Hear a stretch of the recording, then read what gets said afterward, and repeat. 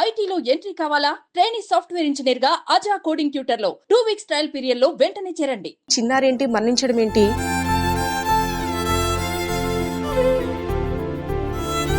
మరణించడం అవుతున్న కారణంగా ఒక 5గురికి తన అవయవాలను దానం చేస్తూ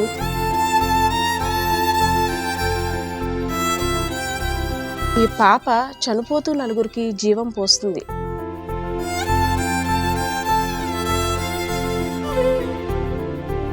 అసంతృప్తి బతుకుతాం మేడం, అంతే. అది గుర్తుంచుకోవాలా బతుకుతాం మేడం.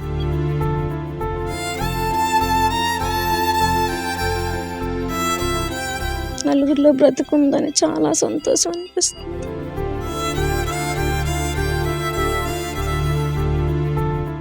హాయ్, హలో, నమస్తే, వెల్కమ్ టు సుమన్ టీవీ. ప్రతి ఒక్క జీవికి కారణం అంటే వాళ్ళు పుట్టడానికి కారణం ఒక మంచి కార్యం కోసమే దేవుడు భూమి మీద వేశాడని ప్రతి ఒక్కరు కూడా విశ్వసిస్తుంటారు. అటువంటి కార్యక్రమమే ఇక్కడైతే జరుగుతుంది. ఒక చిన్నారి అంటే మరణించినప్పటికి కూడా చిరంజీవిగా నిలిచింది. మీ అందరికీ ఒక డౌట్ రావచ్చు, చిన్నారి ఏంటి మరణించడం ఏంటి, చిరంజీవిగా నిలవడం ఏంటి? ఎస్, నిజమే.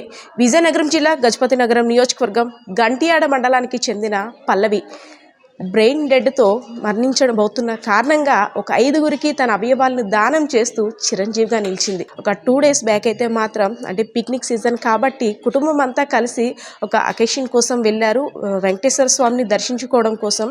వస్తున్నప్పుడు అనుకోని కారణంగా యాక్సిడెంట్ జరగడంతో అందరూ కూడా అంటే కుటుంబ సభ్యులు అందరూ కూడా ఒక లోయలో పడి అపస్మారక స్థితిలోకి వెళ్ళిపోయారనే చెప్పుకోవచ్చు. కానీ ముగ్గురు పరిస్థితి అంటే తల్లిదండ్రులు ఇద్దరు పరిస్థితి కూడా క్షతగాత్రులుగా ఉన్నారు. కానీ బాలిక పరిస్థితి మాత్రం కొంచెం బ్రెయిన్ డెడ్ అయ్యింది. అపస్మారక స్థితిలోకి చేరిపోయి కోమాలకు చేరుకున్న తర్వాత ఆ బిడ్డను చూసి ఆ తల్లిదండ్రులు ఏం చేయాలో అర్థం కాని స్థితిలో ఇక్కడ ఒక మెడికవర్ హాస్పిటల్ సిబ్బంది అవయవ దానం గురించి అవగాహన కల్పించడంతో పేరెంట్స్ ఇద్దరూ కూడా తమ యొక్క కుమార్తె అంటే ఒక 4గురికి జీవం పోసే విధంగా తమ యొక్క కుమార్తె వెళ్తుందా అని అంటే శోకంలో ఉన్నప్పటికీ కూడా దుఃఖ సంద్రంలో ఉన్నప్పటికీ కూడా అవయవ దానానికి ముందుకు వచ్చారు. ముందుగా మనం ఆమె యొక్క పేరెంట్స్ని అప్రిషియేట్ చేయాలి. వాళ్ళ హెల్త్ కండిషన్ కూడా బాగాలేదు. నమస్తే అండి. నమస్తే మేడం. మీరు చేస్తున్న అంటే మీ కూతురు అవయవాల్ని దానం చేయడానికి తల్లిదండ్రులు ఇద్దరు ముందుకు వచ్చారు. మా తరపున నిజంగా అభినందనలండి. మీలాంటి తల్లిదండ్రులు ఇంకా ఉండాలంటే ఏదైనా కష్ట సమయంలో మనకి మన వల్ల ఏ ఉపయోగం ఉందని ఆలోచించే కన్నా 4గురికి ఉపయోగపడాలని ఆలోచనతో మీరు ముందుకు వచ్చారంటే ఫస్ట్ ఆఫ్ ఆల్ మీకు అభినందనలండి. సో ఏంటి సార్ అంటే ఆ రోజు జరిగింది ఏంటి? పల్లవి మీరు అందరూ అకేషన్గా వెళ్ళారు, ఏం జరిగిందండి? పిక్నిక్ అని వెళ్ళాం మేడం. రిటర్న్ వచ్చినప్పుడు బ్రేకులు ఫెయిల్ అయిపోయి స్కూటీ హీట్ ఎక్కువడం వల్ల బ్రేకులు ఫెయిల్ అయిపోయి మరి ఇంకా ఘాటీల వల్ల మరి నాకు ఆప్షన్ తోయక ఇంకా ఘాటీలో పడిపోతాను భయం వేసి చెట్టుకి గుద్దేశాను. అంటే మళ్ళీ ఘాటీలో పడిపోతే మొత్తం ముగ్గురు స్పాయిల్ అయిపోతాను భయం వేసి చెట్టుకి గుద్దిస్తే తర్వాత మీరు హాస్పిటల్కి వచ్చారు. పాప పరిస్థితి కొంచెం విషమించింది. కానీ అంటే మీ పాప చనిపోతూ 4గురికి జీవం పోస్తుంది, 4గురికి బ్రతుకునిస్తుంది. సో అంటే ఈ అవగాహన మీకు ఎవరు కల్పించారు సార్? అవగాహన అంటే ఇక్కడ మా కొలీగ్స్, మా ఫ్రెండ్స్, నాకు బాగా మిత్రులైనటువంటి మా ప్రెసిడెంట్ గారు, మా ఫ్రెండ్స్ రమేష్, మేషోరు, మా అన్నయ్యలు, మా మామయ్యలు అందరూ కూడా నాకు సహకరించి నాకు విషయం చెప్పారు. ఇంకా దానికి నేను ఏకీభవించి, ఎందుకంటే అలాగా చనిపోద్ది మాకు బాధ ఉంటుంది, కానీ మిగతా రిమైనింగ్ మెంబర్స్కి అది ఆగిపోస్తుంది, అందులోనే మేము సంతృప్తి పడతాను. ఒక చిన్న సంతృప్తికరంగా ఉన్న అదొక చిన్న. పల్లవి ఏం చదువుతుంది సార్? వెళ్ళే ముందు కూడా అంటే ఆ చిట్టి తల్లి ఒక మహాలక్ష్మి లాగా మీ కళ్ళ ముందు మెదిలేది. సో ఈ పరిస్థితిలో ఒక 4గురింటికి వెళ్తుంది. ఆ మహాలక్ష్మి ఒక 4గురు కుటుంబాల్లో నవ్వులు చిందించడానికి వెళ్తుంది. సో అంటే మన అమ్మాయి మనకి భౌతికంగా దూరం అవుతుంది, కానీ 4గురిలో జీవించి ఉందని ఆనందం మీలో ఉందంటారా?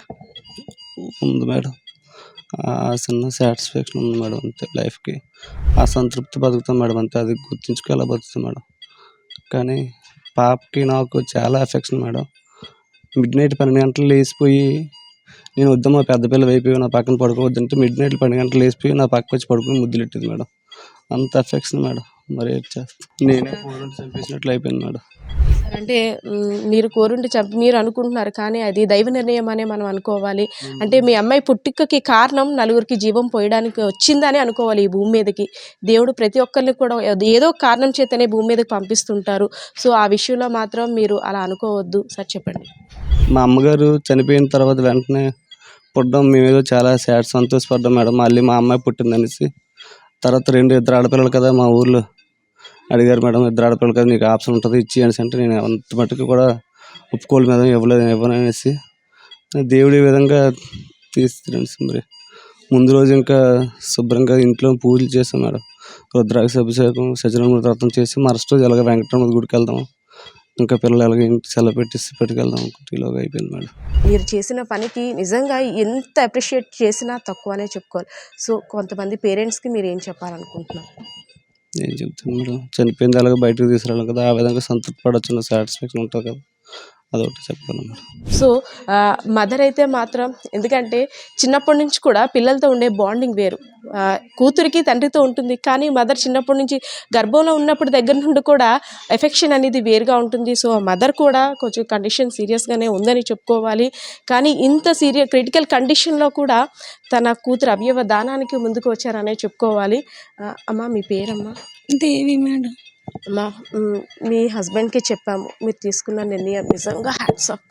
మీ అమ్మాయి భౌతికంగా మీకు దూరం అయింది అనుకుంటున్నారు, కానీ కాదు, నలుగురిలో జీవిస్తుంది, నలుగురికి ప్రాణాన్ని నిలిపింది. సో అంటే మీ అమ్మాయి నలుగురిలో చూసుకోగలరా మీరు? ఖచ్చితంగా మేడం. నలుగురిలో బ్రతుకుందని చాలా సంతోషం అనిపిస్తుంది. తను ఎక్కడున్నా, తన అవయవాలు ఎక్కడొక్కడ ఉన్నాయని చిన్న సాటిస్ఫాక్షన్. అమ్మ మీరు ధైర్యంగా ఉండండి. సో మీరు ఎంతోమందికి ఇన్స్పిరేషన్, ఇద్దరు పేరెంట్స్ కూడా చాలామందికి ఇన్స్పిరేషన్ అనే చెప్పుకోవాలి.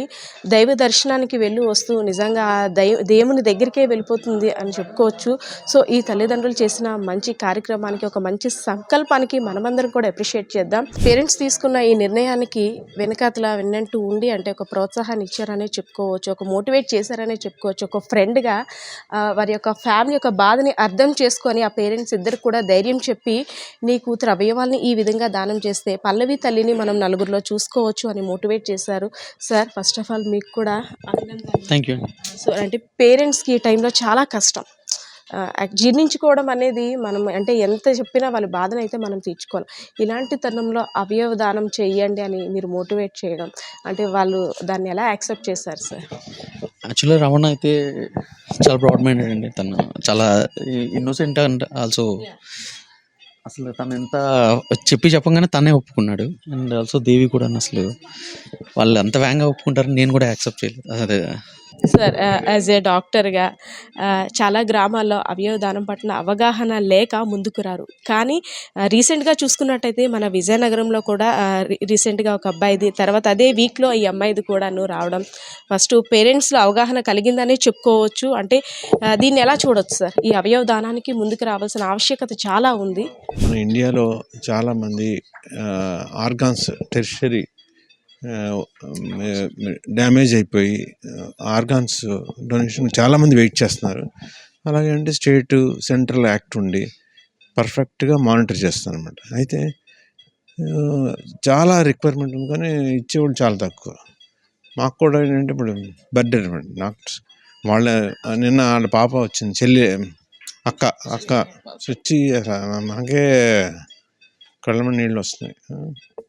అలాంటప్పుడు ఆయన లక్కీ ఏంటంటే వెటర్నరీ దాంట్లో ఉండటం వల్ల కొద్దిగా అవగాహన ఉంటుంది కాబట్టి, ఎడ్యుకేటెడ్ కాబట్టి బ్రాడ్ హృదయంతో నలుగురికి ఇస్తానికి రెడీ అయ్యారు. అంటే ఫారిన్ కంట్రీస్లో ఏంటంటే ఎలా ఉంటుందంటే డ్రైవింగ్ లైసెన్స్లోనే కన్సెంట్ ఉంటుంది. ఎవరికైతే 18 years తర్వాత లైసెన్స్ వస్తుందో దాంట్లోనే కన్సెంట్ ఉంటుంది. వేరే ఇండియాలో ఇంకా లెజిస్లేషన్ చేయలేదు. అందువల్ల ఏంటంటే ఇవన్నీ కూడా మన స్టేట్లో లేదనుకోండి, హార్ట్ ఇంకో స్టేట్కి వెళ్ళిపోతుంది. మనం కిడ్నీ రిక్వైర్మెంట్ చాలా ఎక్కువ ఉంటుంది, అందువల్ల మన స్టేట్లోనే రిక్వైర్మెంట్. హార్ట్ లంగ్ అనేది లాస్ట్ టైం మన చెన్నైకి హార్ట్, లంగ్ హైదరాబాద్ వెళ్ళిపోయింది. ఏ ఆర్గాన్స్ని డొనేట్ చేస్తున్నారు సార్ పల్లవి పాప? అంటే తన యొక్క ఆర్గాన్స్ని మనం బయట పెట్టకూడదు ఎక్కడికి వెళ్తున్నాయి అనేది, కానీ ఏ ఆర్గాన్స్ సూటబుల్గా ఉన్నాయి డొనేట్ చేయడం? కార్యక్రమానికి పూనుకున్నటువంటి వారి పేరెంట్స్కి మనం అభినందనలు తెలపాలి. ఆర్గాన్ డొనేషన్ చేస్తేనే మనకి పిఎం అనేది ఈజీగా అవుతుంది. పోస్ట్ మార్టం, ఇంకా పోస్ట్ మార్టంలో ఏం చేయాలో తెలియక మొత్తం అన్ని ఆర్గాన్స్ తీసేసి అన్నీ కూడా టెస్టులు చేస్తారు. కానీ ఆర్గాన్ డొనేషన్ చేసేటప్పుడు ఎక్స్పర్ట్ డాక్టర్స్ వచ్చి ఏది మనకి పనిచేస్తుంది, ఏది పేషెంట్కి సూటబుల్ అదే తీసి మిగిలిన పార్ట్స్ అనేది కూడా టచ్ చేయరు. సో పోస్ట్ మార్టం అనేది కూడా చాలా ఈజీ అవుతుంది, సింపుల్గా అవుతుంది. సో ఆ విషయం జనాలకు తెలియక ఏమనుకుంటున్నారంటే ఆర్గాన్స్ ఇస్తే అదైపోద్ది ఇదైపోద్ది అని ఒక అపోహ. కానీ ఈరోజు ఈ పేరెంట్స్కి మనం చాలా అభినందనలు తెలపాలి. వాళ్ళు సఫర్ అవుతున్నారు, వాళ్ళు ఎదురుగుండా మీరు తీసుకుంటున్నారు. కానీ ఎందుకంటే వాళ్ళకు కూడా తెలియాలని నేను ఈ విషయం చెప్తున్నాను. ఎందుకంటే మనం పోస్ట్ మార్టం చేస్తే మొత్తం బాడీ మొత్తం కోసేస్తారు, కానీ ఆర్గాన్ డొనేషన్లో ఏ పార్టో ఆ పార్టే తీసుకుని మిగిలిన అంతా కూడా అలా ప్రిజర్వ్ చేసి మీకు మళ్ళీ అలా హ్యాండ్ ఓవర్ చేస్తారనమాట. ఇంకొక విషయం ఏంటంటే మీరు అడిగారు వచ్చేటప్పుడు కండిషన్ ఎలాగుందని చెప్పేసి. ప్రాబ్లం ఏం జరిగిందంటే ఇక్కడ ఎస్కాట్లో చూసిన డాక్టర్స్ చూసినప్పటికీ కండిషన్ ఏమీ లేదు, ఆల్మోస్ట్ మీరు తీసుకెళ్ళిపోవచ్చు అనుకండి. అక్కడ ఒక డాక్టర్స్ ఒక యాంబూ బ్యాగ్ ఇచ్చి లక్కీగా అది చేసుకుంటూ తీసుకువెళ్ళండి అని చెప్పి ఇక్కడ పంపించారు. సో అది చేసుకుంటూ తీసుకురావడం వల్ల కొన్ని పార్ట్స్ మాత్రమే మనం ప్రెజర్ చేయగలిగాం. వచ్చినప్పటికే చాలా వరకు డ్యామేజ్ అయింది. ఫస్ట్ పార్ట్ ఏంటి లంగ్స్ కొంచెం డ్యామేజ్ అయిపోయింది. అందుకని వేరే డాక్టర్స్ హైదరాబాద్ నుంచి డాక్టర్స్ వచ్చి చేసుకుంటారు. హార్ట్ అనుకోండి, హార్ట్ సర్జన్స్ వాళ్ళు వచ్చి ఇప్పుడు లాస్ట్ టైం MGM నుంచి వచ్చారు. వాళ్ళు ఫ్లైట్లో వచ్చి వాళ్ళు చూసుకుని అది తీసుకెళ్ళి వాళ్ళు ఇచ్చేస్తారు, సర్జరీ చేస్తారు. లంగ్ చూసుకొని అవదని చెప్పారు. ఇప్పుడు ఏంటంటే మిగిలిన అలాగే మనకి తిరుపతి నుంచి హార్ట్ గురించి డాక్టర్స్ వచ్చారు. వాళ్ళు ఇప్పుడు థియేటర్లో చెక్ చేసుకుంటున్నారు ఇది ఎంతవరకు మనం పెడితే, అంటే రేపు ఎవరెవరు పెట్టేయడానికి అలా కుదరదండి. అది మనం తీసుకున్నది ఎంతవరకు సూటబుల్. అలాగే ఇప్పుడు ఇంకొకరు కొన్ని వైజాగ్ మెడికవర్ హాస్పిటల్ నుంచి వచ్చారు, అలాగే వైజాగ్ కిమ్స్ అన్న ఐకాన్ హాస్పిటల్ నుంచి వచ్చారు. ఇలాగ వేరే వేరే డాక్టర్స్ వచ్చారు. ఇప్పుడు వాళ్ళు థియేటర్లోకి తీసుకెళ్ళాం, మనం లోపలికి చూసుకుని ఏదైతే సూటబుల్లో అన్నీ కూడా తీసుకుని మన పేషెంట్ని యొక్క ప్రెజర్ చేయడానికి చాలామంది ప్రయత్నిస్తూ ఉంటారు అన్నమాట. చిన్నారి పల్లవి చిరంజీవిగా నిలిచిందంటారా? నిలిచిందండి. డెఫినెట్గా 3-4 ఆర్గాన్స్ని సేవ్ చేయడానికి మనం ప్రయత్నిస్తున్నామండి. ఒక టీం చెన్నై నుంచి కూడా వచ్చారు. వాళ్ళు స్మాల్ బౌల్ ఏదో చూసుకుందాం అనుకున్నారు, వాళ్ళకి కూడా అది ఉపయోగపడుతుంది. 2 కిడ్నీలు ఉపయోగపడేలాగా ఉన్నాయి. ఒక లివర్ కూడా చూస్తున్నారు. అలాగే హార్ట్ కూడా తిరుపతి నుంచి డాక్టర్స్ వచ్చారు. వీళ్ళంతా చూసుకుని ఏది సూటబుల్ అయితే అది తీసుకెళ్ళి పెడతారనమాట.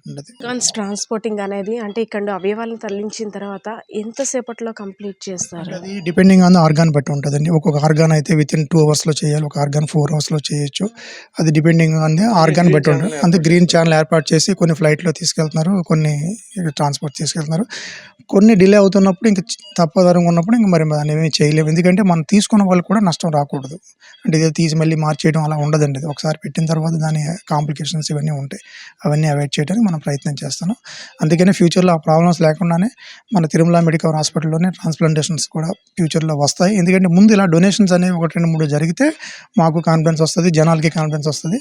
అప్పుడు మిగిలిన మనం ప్రొసీడ్ అవ్వచ్చని 1000 ఓపెన్ హార్ట్ సర్జరీస్ చేస్తున్నాం, బైపాస్లు చేస్తున్నాం. గత 12 ఏళ్ళ నుంచి హార్ట్ సర్జరీస్ చేస్తున్నాం. అందువల్ల అంటే మనకి ఆ ఎక్విప్మెంట్ అన్నీ ఉన్నాయి. ఒక దీపాన్ని వెలిగిస్తే కొన్ని వందల లక్షల కొద్ది దీపాన్ని వెలిగించే అవకాశం ఉంటుందని మనందరికీ తెలిసిందే. సో చిన్నారి పల్లవి ఆర్గాన్ డొనేషన్స్ కారణంగా 4 జీవితాల్లో వెలుగుతుంది. సో పేరెంట్స్ తీసుకున్న నిర్ణయాన్ని కూడా మనందరం అప్రిషియేట్ చేయాల్సిన ఆవశ్యకత ఉంది. సో మరి కాసేపట్లో చిన్నారి పల్లవి యొక్క అవయవాలను తీసుకెళ్లేందుకు గ్రీన్ ఛానల్ సిబ్బంది కూడా సిద్ధంగా ఉన్నారు. మరి కాసేపట్లో ఆ విజువల్స్ని కూడా చూద్దాం. కెమెరా పర్సన్ శ్రీనివాస్తో పద్మ, సుమన్ టీవీ, విజయనగరం.